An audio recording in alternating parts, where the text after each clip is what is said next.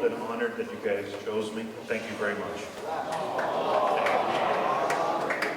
I'm going to start by flipping it around and asking you guys to do a favor if you want. You guys have been here, most of you, 7 years, 6 years. These last 2 days that you're here as full students, think about teachers that you've had here full-time, counselors, workers that have made a real influence in your lives, who you think were the best teacher that you've had in 7 years, that counselor that changed you while you've been here, while you were going through tough times, the cafeteria woman who always smiled at you, who gave you a hug. Think about that one person, or two people maybe. And these last 2 days that you're here, go and thank them. Tell them personally. I think that's a nice way for you to end your years here and for you to make that person's day. To give them that individual touch to that one or two people who really made a difference in your lives while you were at Belen. Think back especially to middle school. Because a lot of you guys, obviously, you're thinking about senior year or maybe junior year too, and you forget about 6th grade or 7th grade. Think back. You might realize that it was actually that one teacher that long ago that really made the biggest difference in you. And go and thank them personally. Don't make it funny. Don't make it just go and tell them, hey, look, I just wanted to tell you this. You'll make their day. That individual touch will make a difference in that person's life this week. Who knows what that person has been going through? That's one of those things that you never know. And you might make their day. You made my day by asking me to be here. And I'd like to thank Lucy Petocci for being, I think, a very good representative for all you guys, as well as Danny Esteo. I think that you guys as a class have been excellent. And my son, who starts Belen next year, I wish he could get a class like you guys have. For him, for me, as a dad, I think that would be excellent. So I tried thinking about what to tell you guys as if I were talking to him when he becomes a senior. And the first thing I would tell him is that, go back and tell those teachers that made, those counselors, those that made the biggest impact, and go and thank them. The second thing has to do more with you guys next year in college. You're going to have a lot of free time. A lot of free time. You're used to this schedule in Belen that is non-stop, non-stop from 8 till 3, and then you guys continue with sports. And then you start next year in college and you realize, I have a lot of free time. And that's awesome. That's awesome to socialize, to meet people, to do things, to visit, to travel. Awesome. But it can also be dangerous. That extra time of not having anything to do can be dangerous if you guys don't, structure and discipline that time well immediately starting off. Think about that once you start. Once you realize that you have this gap of 4 hours between some of your classes, or that you have 1 or 2 days a week that you have nothing to do. You have no classes that day. You gotta read, you gotta do the work. Trust, you'll lose it. It's one of those things that you realize how much time you'll lose if you don't keep track, if you don't read, if you don't do what you gotta do in that scheduled time, and you yourself discipline yourself to keep track of what exactly you need to do. What else? Personal touch. I talked about thanking those people that made a difference in your lives before you're graduating. Think also about your grandparents. They're going to be there probably at graduation if you still have them, and your parents, and thank them. Make it a point to thank them personally. They're going to be very emotional, hugging you. He's graduating, and a lot of times you guys, forget to thank them and just tell your grandparents, if you have any, and your parents, hey, thanks. I'm here and you guys helped me get here. And especially for your grandparents, that's the big thing. That una personalis, that thinking about all the people in your life, that trying to have that personal touch to everyone. Think about that when you're interacting with people. Trying to give compliments to 3 random people that you see every day. Things like that, it makes a difference in people's lives.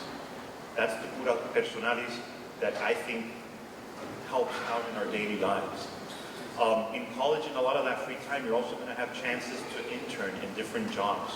You're going to have chances, especially if you're doing medicine, business. Take that chance.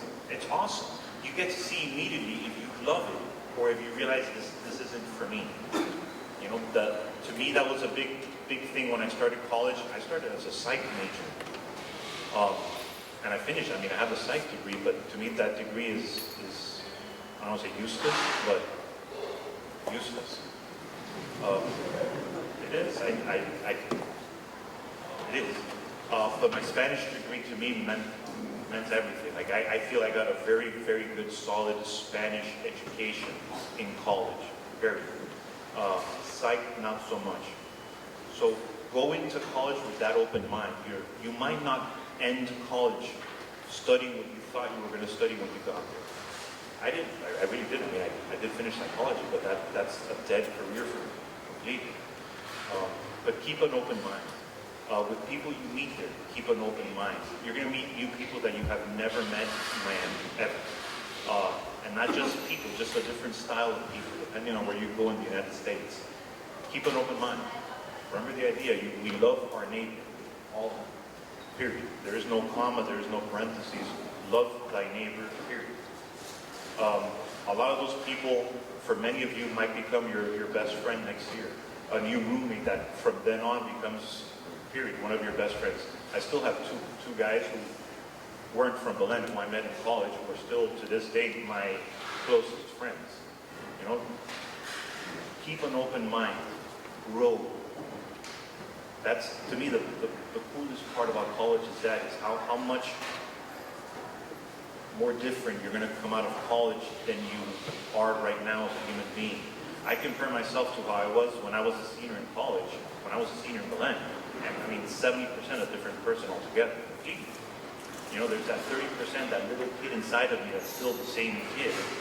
But the rest is a more mature person. Keep an open mind.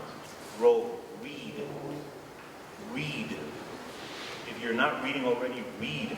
I tell my kids constantly, my kids know we're going somewhere, we have a doctor's appointment. They immediately grab a book. They're reading. You know, that's how we grow here. That's how we become intellectually competent. That's how we mature. That's how we learn about everything. And the more we learn, the more different things we have an interest in, the better this works. I love art history. The guys who had me freshman year, sophomore year know that. Love art history, architecture, love it. Love history, Latin American history, Spanish, English literature, love it. That improves this, not just focusing on one thing. You're going to be better at that one career that you finally choose to do, to study, if you're good at a lot of things. Those connections will make you smarter. Read. The last part, how much time am I good? I'm good. Last thing I want to talk about, go to church. Probably the hardest thing you're going to be doing next year. Because of all that free time that you're going to have, the idea that I'm going to go to church on Sunday. Go to church. Don't let that go. It's hard. That for me in college, that was the hardest thing. Because then, you know, we want to hang out on Sunday. We want to hang out on Saturday. And it's just an hour. Don't let that go. Trust me. Don't let that go. Go to church. Talk to God here in the chapel these last 2 days. Just talk. Go to church. That part for me is very important. Always has been my entire life. Don't let that go. And as a Spanish teacher, don't let your language go if you speak Spanish. Take courses in college that help you improve it. Keep it up. Some of you might want to take a hard, like, upper division writing course in Spanish. For some of you, that's too much, and you're going to just take a basic one, but don't let that language go. You have a bonus. You know, once you're applying for a job and you can say that I am actually bilingual, that I can actually be engaged in a business meeting in Spanish, that's a good thing. Don't let it go. Don't lose what you already have. That's it. Thank you very much.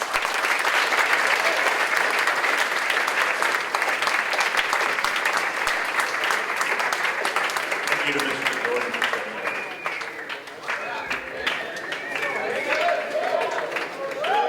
One more time for Mr. Vazquez.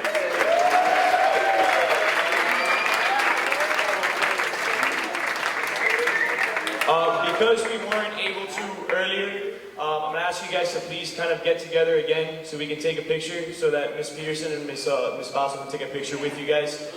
Your college counselors who were able to get you guys into college, so I think it's important that you take a second if you can to thank them very much for that.